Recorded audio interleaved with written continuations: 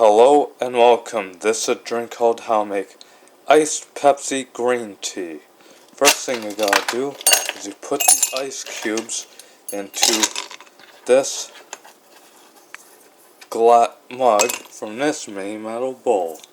And after that you put in the green tea bag into this mug. Then after that you fill it with water. And then go here.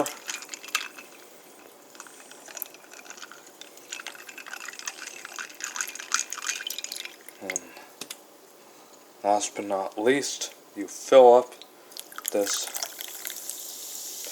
Pepsi into this mug from this can. And there we go, folks. Here is your iced Pepsi green tea. Enjoy!